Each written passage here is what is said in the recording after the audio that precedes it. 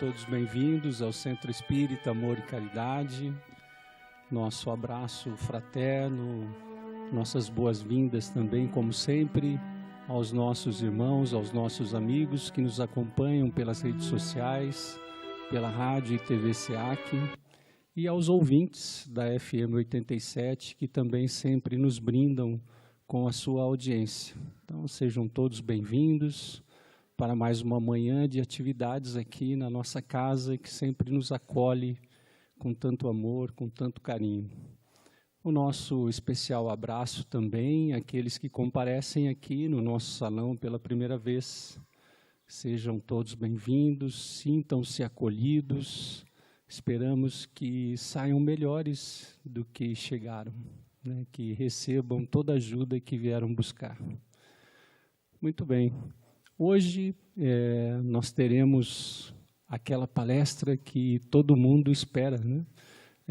Com bastante ansiedade, que é o dia que nós podemos, além de ouvir, falar também, né? Recebemos aqui hoje o nosso irmão, nosso amigo Edgar Miguel, na 8ª edição já daquelas palestras, não diria bem palestras, né? Mas daqueles diálogos onde o título nos instiga justamente a isso, a falar, desculpem, a perguntarmos, né, sobre aquelas coisas que nos perturbam. Então, o que te perturba, né?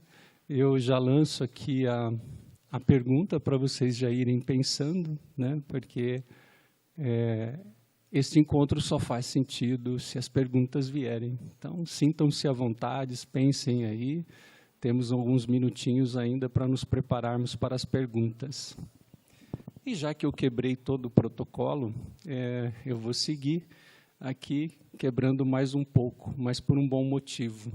Recebi um encargo de fazer uma propaganda, né?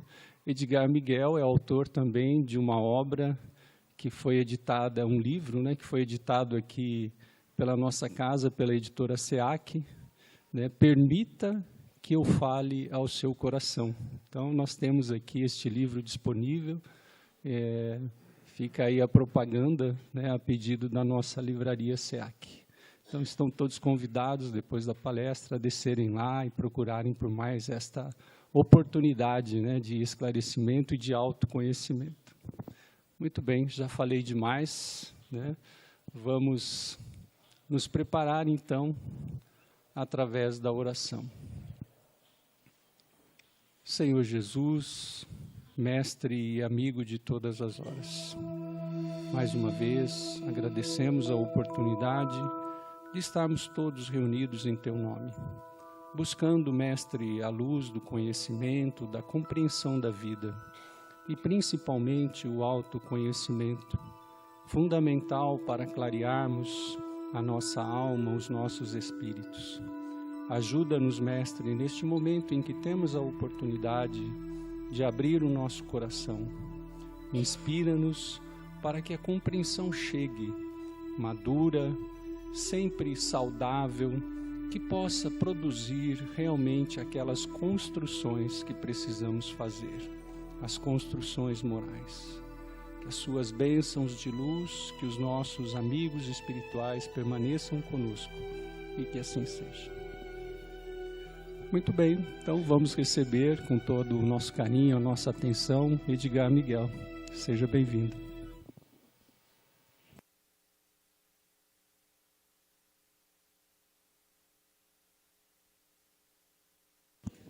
Todos bem? Espero que estejam cada vez melhores.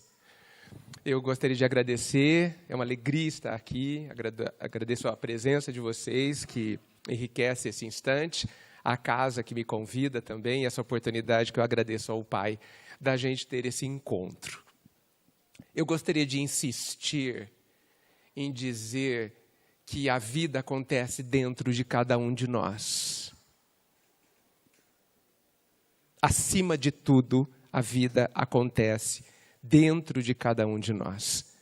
E para que essa vida seja melhor, muito melhor do que é, mesmo que já seja boa, eu quero lembrar que se a gente não trouxer para essa vida interior a profunda convicção de que nós somos amados, essa vida não será boa.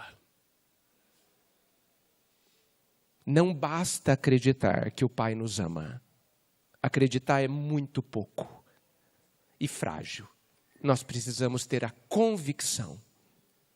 Nós precisamos sentir, nós precisamos saber, no sentido mais profundo dessa palavra. Nós também precisamos saber que somos imortais. Alguém pode parecer inútil dizer para espíritas que somos imortais. Mas vejo que não é inútil, mas necessário. Porque a gente muitas vezes sabe com a cabeça, mas não sabe com o coração, de que temos todo o tempo do mundo, da vida, melhor dizendo. Todo o tempo. Para arrumar as bagunças que a gente faz, para aprender o que a gente não sabe, para amar quem a gente não ama, para reencontrar quem a gente não vê mais. Nós temos tempo, sempre teremos. E isso já é, por si só, expressão do amor do Pai, por nós todos. E para finalizar, para partirmos para as questões, para as perturbações, a gente precisa saber que nós somos capazes de aprender a ser felizes. Todos nós, sem nenhuma exceção. Se a gente juntar essas 3 questões, eu não consigo imaginar o que nos falta. Não consigo. Sou amado, tenho tempo e sou capaz. O que nos falta? Talvez caminhar. Não é? Isso tudo transforma a vida interior numa vida de alegria, de leveza, de felicidade, de paz. Que penso é o que todos nós, 100% da população humana deseja. Mas, para fazer essa manhã um pouco mais divertida, um pouco mais legal, então estamos na 8ª edição, como o Fernando disse, daquele formato que parece que tem sido bom, de abrirmos para quem desejar colocar, sem entrar em detalhes pessoais, o que está afligindo o seu coração hoje ou nos últimos tempos, o que tem, não atrapalhado, mas talvez atrapalhado também, tem tirado o nosso sono, tem nos perturbado, enfim. Se alguém quiser comentar aqui, e eu vou apenas, não falo em nome da doutrina, porque quem poderia, né? Mas darei a minha opinião conforme eu entendo a doutrina, né? E quem sabe, essa opinião, ela só serve para vocês refletirem com análise crítica, com muito critério, se é válido ou não. Se é lógica, se faz sentido, etc. Né? Não, nunca é um caminho, é uma ideia que pode ser aproveitada ou não. Alguém gostaria de dizer o quê? Tem alguém ali, olha, um jovem, que legal. Eu gosto também dos jovens há mais tempo, tá certo? Os jovens, todos nós somos jovens. Nós nem temos tempo, né? Assim. Oi. Bom dia, Edgar. Bom dia. Tudo bem? É Vinícius. Já é a segunda vez que eu pergunto. Ótimo. Sobre os filhos, novamente. Ótimo. Hoje eu estou com o Pedro aqui do lado, que não quis ficar na evangelização. E a pergunta é mais dele mesmo. Por que o centro perturba ele? Porque o quê? O centro. Vir no centro perturba ele. Ele que pergunta? É. O que a gente pode dizer para esse espiritinho aqui? Ele não gosta muito de vir.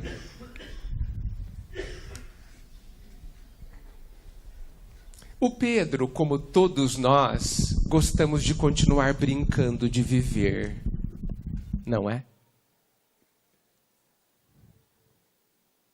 Temos medo da responsabilidade. Temos medo daquilo que exige alguma coisa de nós, não é?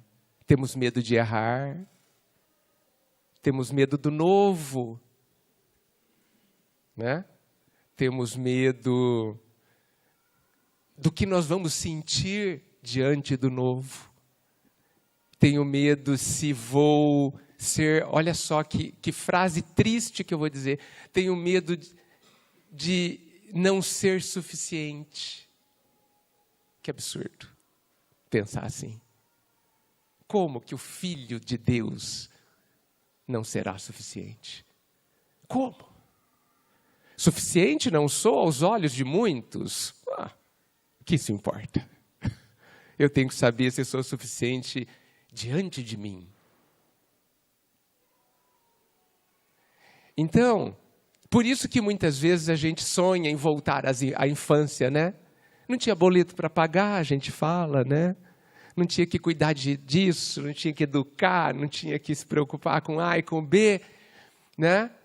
E esse desejo, que quase todos nós temos, fala da nossa dificuldade de assumir o nosso posto, de tomar posse da nossa herança divina, que está nos levando na direção da luz, está nos levando para o autodesenvolvimento obrigatoriamente. Que bom, porque se não fosse obrigatório a gente não ia.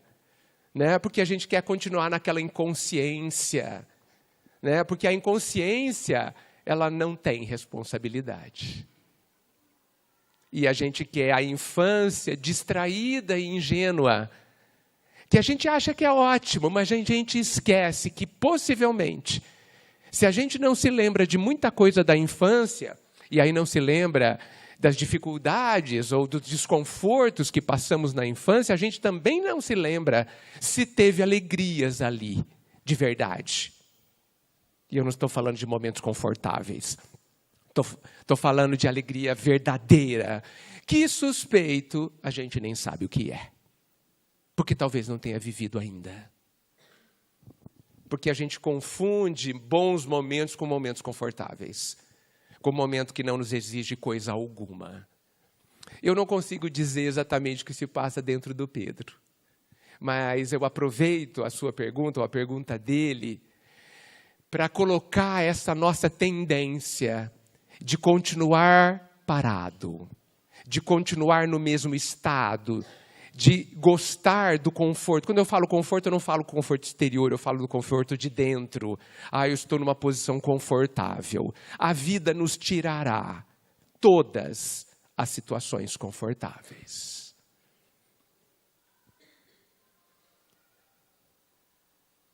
Já perceberam isso? Por quê? Porque a gente aprende nas situações desconfortáveis.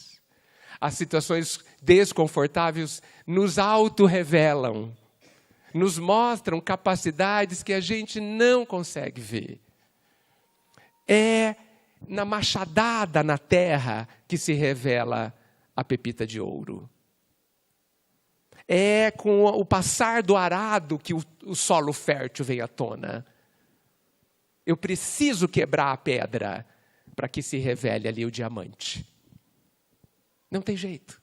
É assim na natureza e nós somos natureza também. Então, a vida, por isso que eu gosto de pensar que a vida é uma subida. A vida sempre nos trará desconfortos divinos para que a gente se descubra. O desconforto que o Pedro vive é o desconforto necessário. E felizmente, pelo que vejo, ele não tem a opção de decidir. Quem decide é os pais, e é mesmo, principalmente nessa idade. Depois não tem mais jeito, eles que decidem, não é? A gente só pode influenciar se eles permitirem. Mas é nossa responsabilidade conduzir aquele que não sabe decidir. E se ele tem um desconforto, está tudo bem. Da mesma forma que muitas vezes eu preciso, diante de um ferimento, que o meu filho passe pela costura, pela sutura, que vai feri-lo, vai doer muito, mas vai valer a pena. Vai curar. Isso é amor. Parabéns por tê-lo trazido, apesar das reclamações. Pedro, o que pode parecer ruim hoje, amanhã pode ser bom. Tá bom? Obrigado, viu?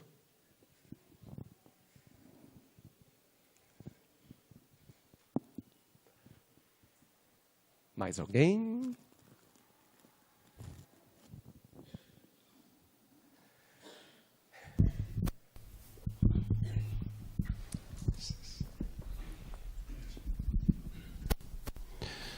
Bom dia, Edgar. Bom dia a todos. Bom dia. A pergunta é sobre, à luz da doutrina, sepultamento ou cremação. É necessário que durante a nossa permanência informe a família sobre essa decisão. E eu sei, já ouvi, já li, mas ainda não estou convicto. Poderia me ajudar? Posso tentar, mas eu vou apelar para Emmanuel, que entende mais do assunto do que eu. Né? Eu não me lembro bem das outras meus desencarnes. Emmanuel, se não me engano, no livro O Consolador, recomenda 72 horas antes da cremação, após o desencarne. E eu penso que ele faz isso por uma questão de prevenção. Né? Nós sabemos que a forma como a gente vive, essa é a parte importante do que eu vou dizer. A forma como a gente vive. E lembrem-se que eu disse que a gente vive dentro de nós. Ou seja, a forma como eu penso e a forma como eu sinto a vida inteira influencia no como eu vou viver o meu desencarne. Ok? Tudo bem, gente? Influencia positivo ou negativamente. Do que nós estamos falando? Estamos falando do quanto a gente está apegado. E a gente pensa que a gente fica apegado ao corpo, mas eu penso que não é bem assim. A gente fala de desencarne e fala de morte, né? Eu acho que desencarnar é muito fácil. Né? Nós estamos dentro de um invólucro, né? Dentro de uma roupa. Essa roupa se estraga e eu já não me encaixo mais nessa roupa. Ok? Desencarnei. Então, desencarnar é assim, a roupa estragou, olha, desculpa, não serve mais. Não cabe mais aqui. Tá? Então, eu não consigo usar a roupa, desencarnei. Isso é fácil, porque não depende de nós. É uma questão quase que física. Tá bom? Mas morrer é muito difícil, tem sido muito difícil para nós. Porque morrer é largar os nossos papéis. Morrer é largar as nossas funções. E a gente é muito apegado, tem sido muito apegado às nossas funções. Né? A gente não quer deixar de ser pai, de exercer a função de pai, eu quero dizer.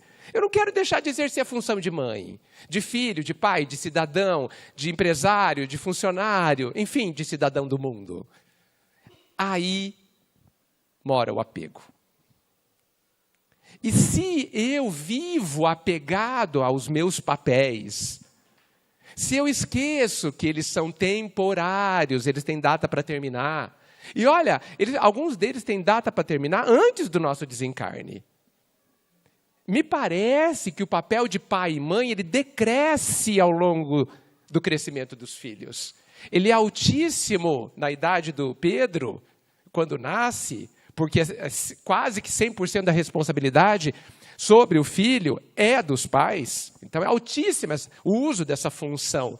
Mas conforme, imagina um filho de 40 anos, a função do pai e da mãe decresce enormemente. Talvez eu não ouse dizer que acabe, mas decresce. E a gente se agarra, né, a essa função. A gente vê pais e mães não largando o filho de jeito nenhum. Esse largar não é largar fisicamente, mas é agir da mesma forma que eu agia quando ele tinha 1 ano. Quase coloco na boca a comida do filho de 40 anos. Esse é apego. Não quero entender que a minha função decresce ou acaba. Eu só dei um exemplo. Então, se eu não quero largar os papéis, eu me coloco aprisionado num contexto e eu penso que eu preciso mesmo, desesperadamente do corpo para continuar vivendo os meus papéis. Mas a sua parte na cena já acabou. No grande teatro da vida, o seu personagem não tem mais o que dizer, o que fazer aqui. A gente vai para um outro cenário, para uma outra peça teatral. Mas a gente precisa largar o osso. Então, o grande cuidado, e é por isso que eu penso que Emmanuel pede 72 horas para a gente ter mais tempo, caso a gente não tenha se preparado suficientemente, para essa percepção de que acabou. E de que ao invés de eu olhar para o que acabou, eu posso me voltar para o que está começando. E me encher de entusiasmo. Entusiasmo é colocar Deus no que faz, né? Encher de entusiasmo nesse começo de algo divino. Então, finalizando, a recomendação de Emmanuel é esperar 72 horas. Mas não há nenhuma contraindicação, assim. Não há nada nos textos que eu conheço que fala, não faça. Tá? É uma escolha que, com certeza, deve ser comunicado à família. E o mais importante, que o desencarnante tem que estar tranquilo quanto a isso, tem que desejar, eu quero, eu acho melhor, pronto, acabou, excelente. Lembrando que nada que aconteça ao corpo nos afeta substancialmente, porque eu não sou o corpo. Está claro? Eu não sou a minha roupa que eu quero incinerar por motivos X, e deixar por aqui e seguir o meu caminho. Ponto final. Não sei, espero ter respondido. Muito obrigado. É a primeira vez que me perguntam isso. Obrigado. Mais alguém?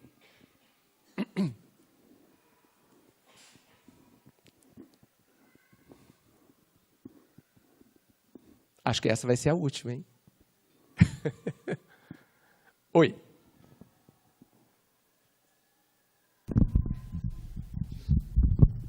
Bom dia. Tudo bem? Tudo.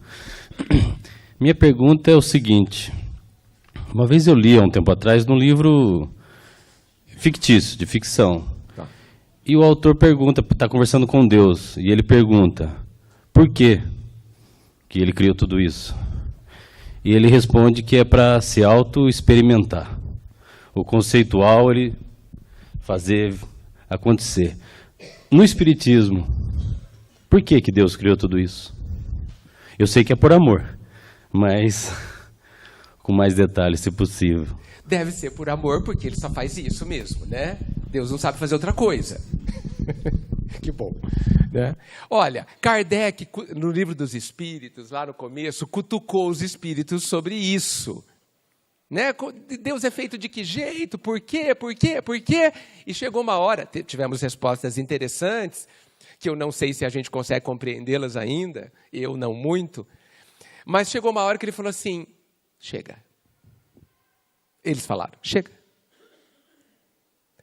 Não adianta a gente continuar falando de Deus, não que eles entendessem totalmente, porque falta-nos um sentido, segundo eles, para que a gente compreenda. Não há possibilidade. A gente só aprende por analogia, por comparação. Isso aqui é como se fosse tal coisa. E não dá para fazer isso. E pensando sobre isso, eu imaginei a seguinte cena. Imagine uma minhoca daquelas que nunca vem à superfície do solo. Sabe? Deve ter minhocas que ficam lá no escuro o tempo todo. Nascem e morrem lá no fundo da terra. Imagina que você pega essa minhoca e fala assim para ela, lá no fundo da terra, minhoca, olha, tem um sol lá fora. Sol. O que é isso? É uma bola que brilha. Brilha. O que é isso? Veja, ela só vive no escuro. Ela brilha e aquece. Não entendo o que você está falando. Então, a gente estaria explicando algo absolutamente incompreensível, inconcebível. Inconcebível é alguma coisa incapaz de ser imaginado. É Deus. Porque a gente, principalmente na Idade Média, a gente via Deus como um ser antropomórfico, né? O Velho Testamento é muito isso, né? A questão do Deus guerreiro, etc., barbas e velhinho, etc. e tal. Né? Mas tudo uma simbologia de que os velhinhos são sábios, então Deus é sábio, esse negócio todo. Mas eu estou comparando. Aí nós andamos um pouco mais para frente, chegamos onde estamos, e a gente não, acho que a maioria de nós não vê mais a forma, acho que já entende que Deus não tem forma, mas continua atribuindo a Ele características humanas. Né? E a gente esbarra na nossa capacidade de entendimento baseada, considerando que nós somos minhocas, que vive numa certa escuridão ou dentro de um contexto extremamente restrito. Eu acho que... Bem, isso quer dizer que eu não tenho essa resposta. Tá? Mas eu penso, quando a gente fala de Deus, ou quando a gente fala de determinados acontecimentos da nossa vida, que a gente quer saber o porquê, eu acho que a pergunta está errada. Eu acho que a pergunta ideal, errada é um exagero da minha parte, mas a gente pode perguntar qualquer coisa. Eu acho que a pergunta ideal, a que talvez faça com que cale melhor dentro de nós uma resposta, seja: para quê? Para que o Pai criou tudo? Não sei se a gente vai ter resposta, mas eu acho que a gente vai conseguir imaginar coisas mais plausíveis. Para que isso tudo? Não penso que é para que ele se teste. Não penso de forma nenhuma que é para que ele tenha adoradores. Isso é muito pobre, né? Então eu não tenho ideia. Enfim, o que me agrada, o que me consola, o que me conforta, o que me acarinha o coração é que Ele está nos dando a chance de sentir coisas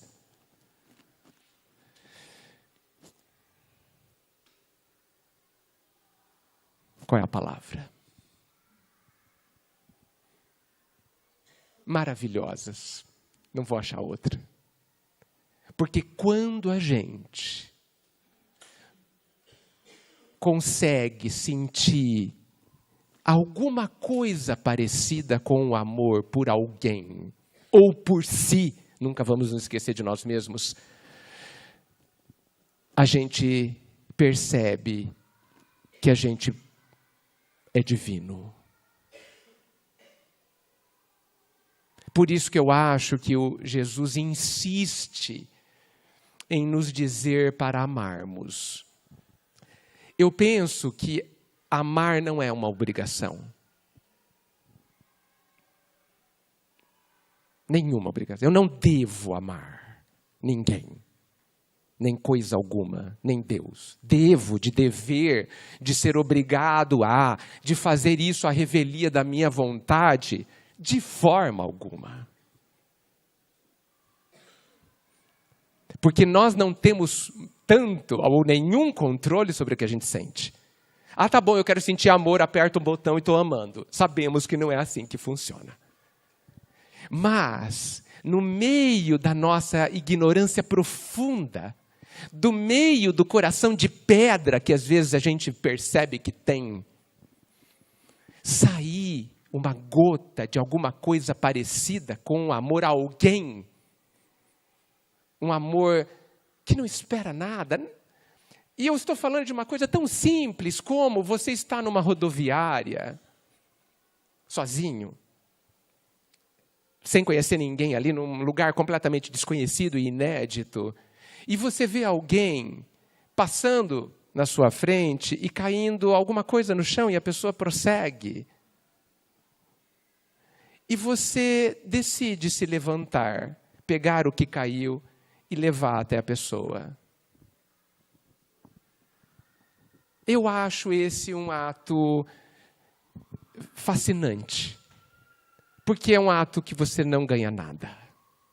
Você nunca mais vai ver essa pessoa, possivelmente. Ou você pensa que não vai vê-la. Ou seja, ela não vai conseguir te retribuir. Não há um cálculo ao fazer o seu ato. Mas você saiu da sua cadeira, saiu do seu conforto, e se preocupou com alguém que não seja você. Isso é amor, gente. Uma gotinha que seja. Né? Longe do amor divino, mas não importa. Isso está nos dizendo que eu sou capaz. Que do meu coração de pedra, calculista e interesseiro, egoísta e aparentemente vazio de sentimentos nobres, aparentemente vazio, surgiu uma gota imprevista, nos falando que somos capazes de sentir isso. Se o Pai nos criou para isso, eu vou agradecer. Mas uma resposta intelectual não consigo dar. Obrigado pela pergunta. Oi. Precisa porque tem o pessoal lá da internet querendo te ouvir.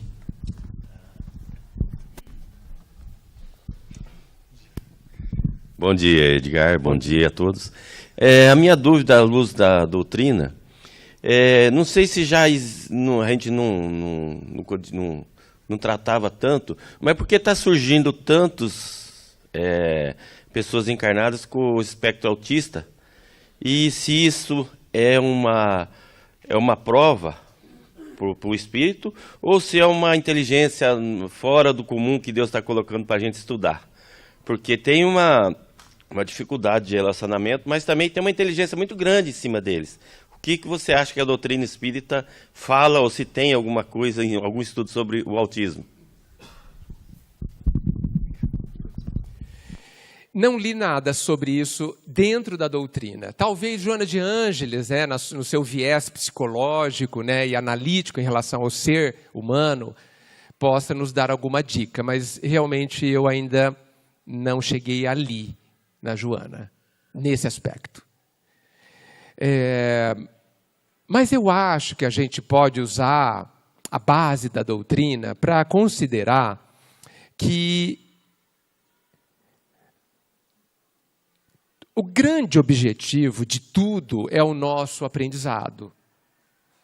E isso tem me ajudado, considerar isso tem me ajudado a me asserenar em relação a todos os acontecimentos da atualidade.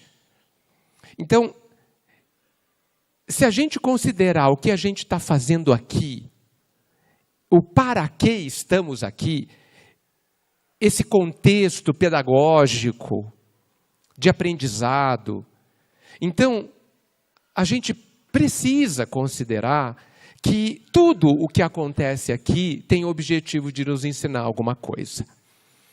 As pessoas nessa condição, quando chegam na nossa família, elas nos impõem uma necessidade incomum, muitas vezes incomum, de repensar o nosso relacionamento com as pessoas. Não é? São pessoas que transformam a família. Que bom! Eu penso que elas vêm nos chamar de volta ao que é importante. Porque, de forma geral, a gente se preocupa em buscar as coisas que passarão. Se a gente pensar quanto tempo da nossa vida a gente gasta ou utiliza para as coisas que passarão. Entende o que eu digo quando eu digo que vão passar? E o quanto a gente usa o nosso tempo, a nossa energia, a nossa mente, o nosso coração, a nossa inteligência para obter as coisas que não passarão. Que são as coisas que a gente vai colocar ou construir dentro de nós. A gente vê que a gente está gastando tempo na coisa errada. Naquilo que Jesus fala, naquilo que o ladrão rouba e a traça corrói. Então, a gente fala assim, não, mas eu preciso sobreviver. Sim, sem dúvida. Legítimo, válido, necessário. Mas será que tudo que a gente faz é só para sobreviver? Ou a gente avança um pouco mais? Bem mais. Será que tudo que a gente trabalha, a gente precisa trabalhar? As 15 horas de trabalho, a gente precisa de verdade. Ali com você, consegue sustentar essa afirmação? Porque muitas vezes a gente trabalha 15 horas, muitas vezes não, geralmente em detrimento. Ou seja, deixando para trás outras coisas. Essa escala de prioridade está bem construída? Ou a gente está se perdendo em fazer uma listinha de itens para fazer hoje? 10 itens. Nossa, o dia não pode terminar sem eu fazer isso. Legal para a organização, para a condução, para você não se dispersar. E que bom que você consiga terminar os 10 itens no dia. Mas a grande pergunta é, o que você colocou nessa lista? É o que você deveria colocar nessa lista? Ou você está enchendo linguiça? Ou você está se satisfazendo por ter feito um monte de coisa e não por ter feito as coisas que você deveria fazer? É uma profunda diferença. Então, quando a gente tem esse tipo de situação na família, a gente deveria agradecer. Eu vou contar uma história que eu já contei aqui e não vou me cansar de contar. Há ainda um casal, frequentava essa casa, mudaram-se de Bauru há vários anos. E o primeiro filho deles tinha um problema, que eu não sei qual, mas ele tinha convulsões. Algumas tão intensas e profundas que ele tinha que ir para o hospital para parar a convulsão. Chegou a tomar anestesia geral para encerrar a convulsão. Depois de um tratamento, e ele tinha várias por dia, desde os 6 meses, salvo engano. Mas, depois de um tratamento adequado, ele só tinha convulsão uma vez por dia, uma vez a cada 2 dias. Só. Ele não falava. Teve um momento, talvez com uns 10 anos, ele caiu da escada e também não andava. E eu posso afirmar para vocês que eu nunca vi olhos mais expressivos desse garoto. Nunca vi. Ele fala, ele deve ter mais de 30 anos hoje. Fala com os olhos. E ele tinha uma característica curiosa. Os pais perceberam que se alguém ficava nervoso dentro da casa, ele tinha convulsão. Interessante essa característica. Se alguém batia na porta, possivelmente meio conturbado, a hora que abria, ou antes de abrir, ele tinha convulsão. E aí o pai trabalhava numa empresa aqui em Bauru, e quando ele saía nervoso da empresa, ele ficava rodando por Bauru até se acalmar. Porque ele não queria impor mais uma convulsão ao filho.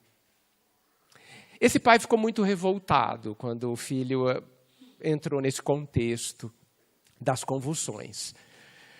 Veio o segundo filho, sem nenhum tipo de destaque a comentar, e os anos se passaram, ele ficou muito revoltado e sofreu bastante com essa revolta, mas um dia, lá para os 15 anos do filho, ele disse assim para mim, que bom que meu filho é assim.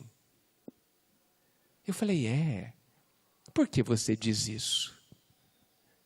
E ele respondeu o que eu quero te dizer e dizer a todos.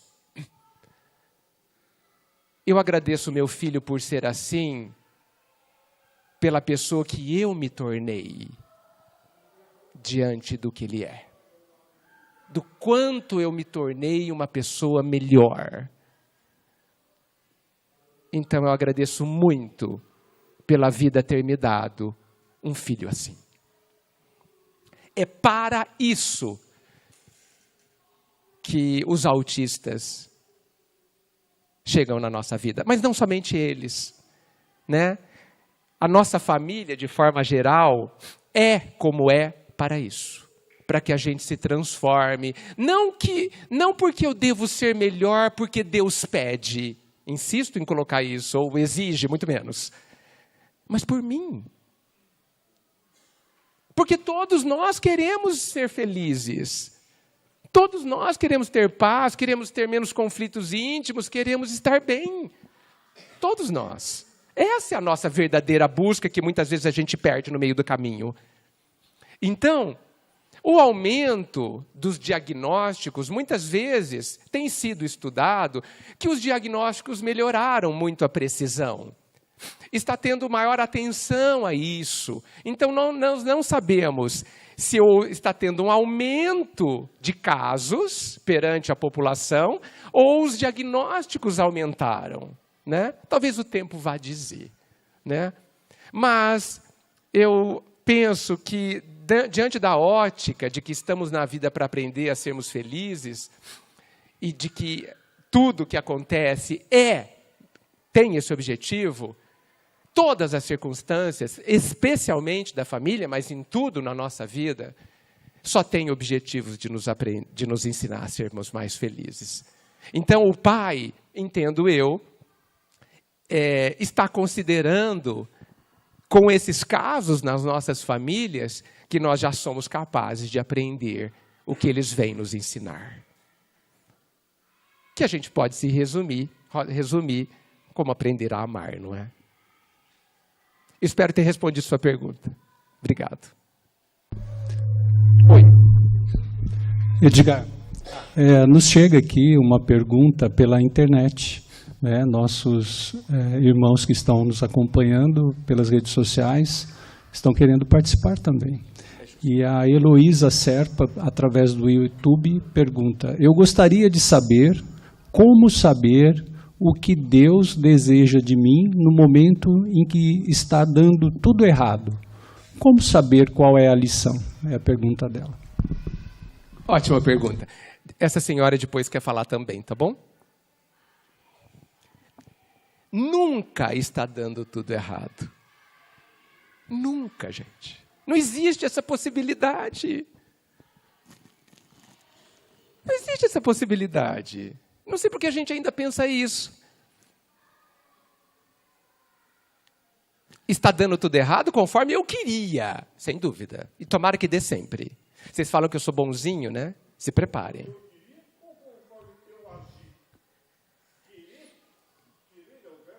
Sim, eu não quero que dê tudo certo. Como que a gente ora de manhã? Ah, Senhor, espero que o meu dia seja ótimo. É assim que a gente fala? Sabe como que Deus ouve? Penso eu. Ele fala assim: você quer que você não tenha problemas hoje, é isso? Esquece. É a resposta dele. Esquece. Esquece. Como que você vai pedir para o professor ele não dar exercícios? Como que você vai pedir? Professor, olha, hoje não inventa, tá? Não inventa, sabe? Hoje eu não quero fazer exercício, não quero ter lição nova. Deixa a gente quieto, tá? O professor nos ignora, é óbvio. Que bom que ele nos ignora. Então, e detalhe, ele pode responder assim também: não, mas vai dar tudo certo, conforme eu quero. E não conforme você pensa. Por quê? Sim, não, está tudo certo, desculpa. Né, Heloísa? Mas está dando tudo certo. Nós que não estamos entendendo. Nós que não estamos entendendo. Eu recomendo que todos nós assistamos um filme chamado Karate Kid 1. Mas aquele antigo, que tem mais de 20 anos.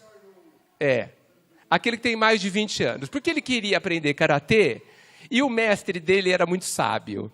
E mandou ele limpar o chão. Desse jeito. Depois pintar a cerca desse jeito. E fazer um outro exercício que eu não me lembro qual. E ele falou, poxa, esse cara está me explorando. Está arrumando a casa dele inteira e eu preciso treinar para o campeonato. Mas ele era o discípulo. E o discípulo precisa ser humilde. Fica a dica. Nós precisamos sermos humildes diante do Pai. Se Ele nos deu a lição e eu não entendo a lição, confia. Ele é o mestre. E quando o personagem, o garoto, questionou, falou, você está me explorando? O mestre foi lá e mostrar para ele que isso daqui era um exercício. Que isso daqui era outro exercício. Ele só não entendia.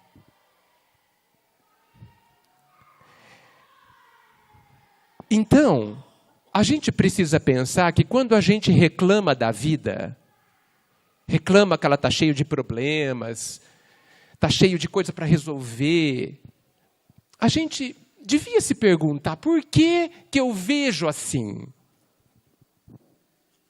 Por quê? Deus, você me esqueceu? Não, não é possível, não tem lógica Deus esquecer alguém. Lembra do que eu disse no começo? Sou amado infinitamente pelo Pai? Tá. Como que alguém infinitamente amoroso me esquece? Ou você é incoerente, ou você não pensou direito na premissa. Nós somos amados, gente. E as dificuldades que aparecem na vida, porque a vida é uma subida, ela tem o objetivo de revelar o tesouro que está dentro de nós, da gente parar da atitude imatura e infantil que quer que alguém resolva por nós. Quando alguém resolve por nós, o que você cresce? Zero. Zero. Você, na verdade, enfraquece. Enfraquece. É lindo. Eu gosto muito mais das Paralimpíadas do que das Olimpíadas. Porque certamente aquela pessoa sem braço, sem perna, sem nada, às vezes falta tudo no corpo da pessoa, ela descobriu que ela não é o corpo, que ela é muito maior que aquilo. E nós, que muitas vezes temos tudo, achamos que a gente não é nada. Que absurdo isso. Que gosto que a gente tem de se auto-inferiorizar. A gente precisa pensar nisso. A partir, sim, do ponto que sou profundamente ignorante. Mas ignorância não é inferioridade. Ignorância é só ignorância. Não é um defeito. Então, que bom. Eu desejo a vocês 1000 dificuldades. Você veja como eu sou ruim. Né? Vocês pensam que eu sou bonzinho? Eu gostaria que vocês não dormissem essa noite. De insônia, pensando nas coisas que precisam ser pensadas. E não em bobagens. Gastem a noite de sono. Sim. Sofram sem dormir pela coisa certa. Pela aquilo que nos leva para frente. Pela conquista do alto amor, do olhar para si, gostar de si, ignorante. Cheio de defeitos. Por que não? Por que a gente continua acreditando na forma como as pessoas nos enxergam? Como se elas entendessem alguma coisa de nós ou de si mesmas. Então, todas as vezes, eu insisto, isso não é retórica, isso é convicção. Eu vou dar um exemplo. Numa empresa, 3 pessoas, você tem um líder e 3 funcionários. Aí esse líder fala assim, eu tenho um projeto novo, super legal para fazer. Os 3 funcionários, tomara que seja eu que seja escolhido. Um deles é escolhido, os outros 2 ficam chateados, certo? Puxa, não vou ter oportunidade de vencer esse desafio, não vou ter oportunidade de se conseguir ser promovido, tal, certo? Pois bem, Deus, o dono dessa empresa, dá a você desafios que a gente não entende que são desafios e chama de problema, chama de doença, chama de dificuldade, chama dessas bobagens. Mas o Pai está dizendo que você, de todos, da equipe, é o mais capaz de fazer aquilo. Por que você fala, Deus, não vai ter nenhum problema para resolver hoje? Como a gente faz com os nossos líderes na empresa? Não vai ter nenhum desafio, nenhum projeto aqui para que eu mostre que eu sei, ou que eu possa aprender, ou que eu possa me sobressair, que eu possa mostrar quem eu sou? Por que a gente não faz isso na vida? O salário é muito melhor. A promoção, ninguém te tira. Por que a gente age diferente? Porque a gente colocou na nossa cabeça que viver aqui é um parque de diversões. E não é. A gente tem acreditado nos objetivos que a sociedade venera. A sociedade somos nós, tá? Também. A gente tem acreditado nas ilusões que a sociedade vende, que somos nós também. E tem brigado por elas e gastado a nossa vida por elas, ao invés de aceitar os desafios de quem nos ama. E a sociedade não nos ama. E nem nós mesmos que estamos na sociedade. De aceitar os desafios, os projetos que a vida nos dá, como um prêmio. Porque o Pai não dá dificuldades de quem é incapaz de resolvê-las. O Pai não dá um câncer, um tumor, uma diabetes, para quem é incapaz de lidar com aquilo. Seria um contrassenso. Nem nós fazemos isso. Então, a gente tem que se sentir valorizado pelas dificuldades que a gente tem. Eu não estou aqui defendendo o masoquismo e a busca da dor ou do sofrimento. Até porque dor e sofrimento são opções de enxergar e de entender. Não são obrigatórios, são opcionais. Você pode viver uma situação complexa, uma situação muito trabalhosa e não sofrer. Nós somos capazes de aprender a viver as situações extremamente trabalhosas sem sofrer. Sem sofrer essa revolta surda que a gente vive e sem sofrer a revolta sofisticada que a gente chama de tristeza. Não sei se vocês já perceberam, aquela tristeza profunda que a gente sente oculta, muitas vezes, uma revolta. Emmanuel, ou André Luiz, não vou lembrar, diz assim, que o seu sofrimento não seja apenas o seu orgulho ferido. Olha só quanta coisa a gente tem para aprender. Então, Heloísa, se sinta amada pelas dificuldades que você tem. Não rejeite os degraus que a vida te dá para você subir e alcançar mais felicidade. Olhe para os seus chamados problemas, que eu gosto de chamar de exercícios, e se desafie a superá-los, sendo que eu penso que o grande indício que a gente superou os nossos desafios é quando no meio deles, e especialmente no final deles, a gente está em paz. André Luiz nos indica que quando a sua dor não gera outra dor, é porque você fez bem o seu trabalho. Como a vida é bela, né? Sob essa ótica, pelo menos.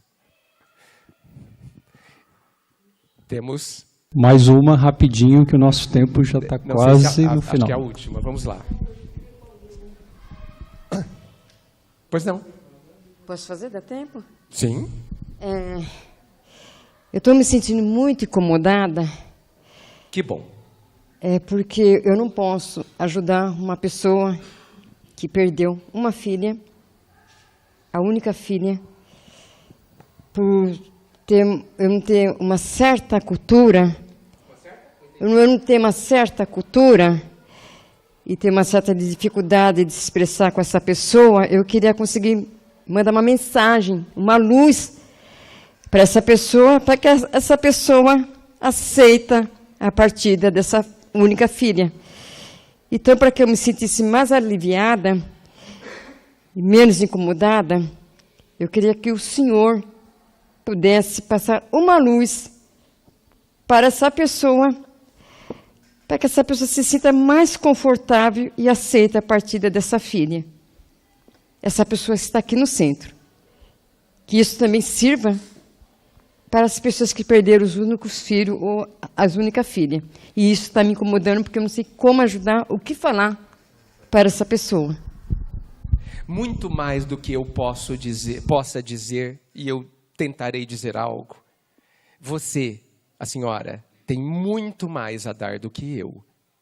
Até porque está tocada pela situação, mobilizada internamente pela situação. E se você não puder dizer nada a ela, talvez porque ela não queira ouvir, a gente se esquece de um poder que a gente tem, que a gente acha vulgar, que a gente acha menor, que até a forma de dizer a gente fala assim, mas eu só posso orar. A oração é um poder ainda ignorado por todos nós. Parece que a gente não fez nada. A oração, e aí nós temos textos de Emmanuel tentando nos explicar melhor o que é a oração, que é algo divina, porque é uma ligação, é uma construção de ligação com o Pai, mas também é um esforço de buscar o que é divino dentro de nós e fazê-lo em direção a alguém. O pensamento, gente, é energia basicamente já verificável pela ciência humana, mas indiscutivelmente nós sabemos o que ele é, alguma coisa do que ele é. Todas as vezes que você visualizar essa mãe envolvida numa luz dentro do seu pensamento, numa luz que a pacifique, numa luz que acerene o seu coração, que contribua para o seu entendimento, você vai estar ajudando muitíssimo. Não duvide disso, tá bom?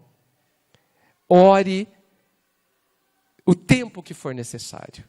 Eu não digo 2 horas seguidas, não é isso. Mas muitas vezes, ao longo dos dias, desejando melhor a ela, isso vai ajudá-la muito nessa mobilização íntima dela.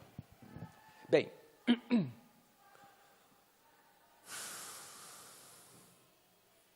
eu desconheço o que pode ser mais consolador diante do desencarne de entes queridos do que a certeza, a convicção da imortalidade. Morrer é viajar e ir para um país que não tem internet. Só tem de lá para cá, inclusive. É só isso. Nada mais do que isso. É quase a mesma coisa, mas parece que não é, quando o filho vai e muda de país, vai morar lá na Europa, lá na China, lá na Indonésia, lá na África, em qualquer lugar, onde eu não tenho tanto acesso. Hoje, essa analogia que eu faço não conta muito, porque a gente tem o vídeo no WhatsApp, né? Então vê toda hora. Mas lembrem-se dos imigrantes que vieram para o Brasil no século XIX. Lá no Porto, em Portugal, na Itália, a despedida era para sempre. Nunca mais, encarnados, eles se viriam.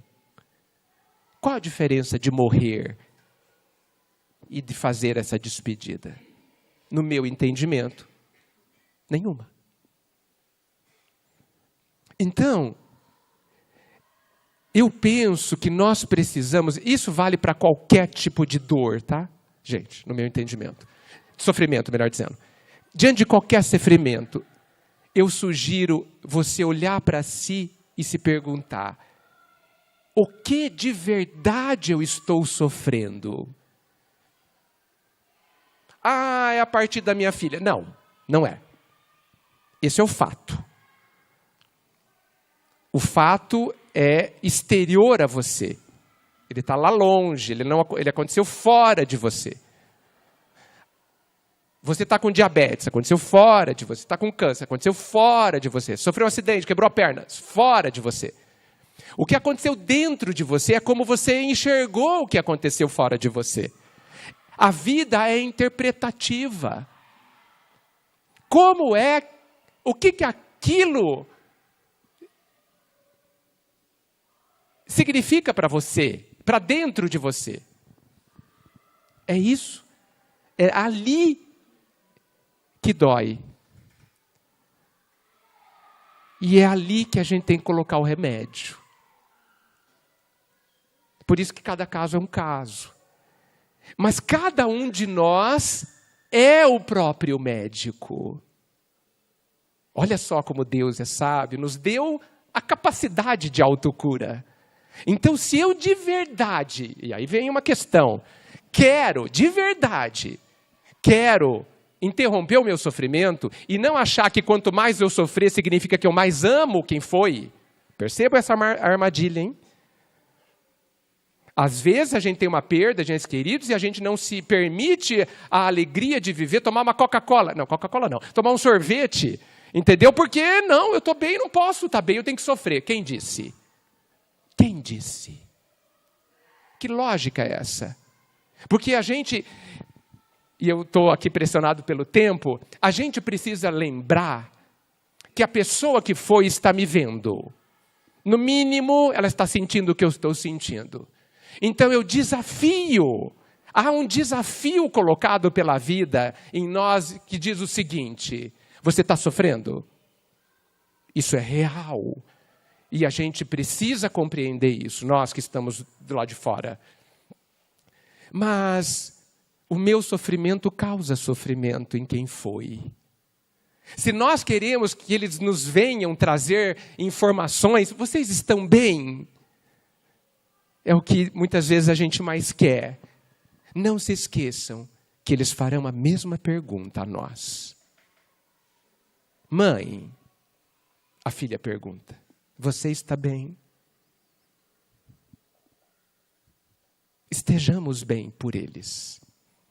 Eu me lembro, para finalizar, que quando eu saí de casa aos 18 anos e fui morar aqui em Bauru, vim morar em Bauru, eu ligava para os meus pais e perguntava, está tudo bem aí? Era a única coisa que eu queria saber. Minha mãe tentava me enganar. É das mães e dos pais fazerem isso, e é justo. Mas a voz atraía. O tom de voz, eu não sabia o que era, mas eu sabia quando eu estava bem mesmo e quando não estava. Mas era a única coisa que eu queria. Sabe por quê? Para eu poder viver mais leve. Então, quando os meus queridos estão bem, isso me faz um bem. Nós que estamos aqui, que vivemos a saudade, eu acho que eles não vivem a saudade porque eles vêm nos visitar, mas a gente vive a saudade. Nós que vivemos a saudade, vamos aproveitar para nos curar essa situação. Por eles, que seja. Eu acho que devia ser pela gente também, mas que seja por eles, seja um bom motivo. Para que quando a gente se encontrar, e a gente se encontrará, a gente possa dizer, eu soube viver essa saudade. E estou bem. Isso será divino. Obrigado, gente.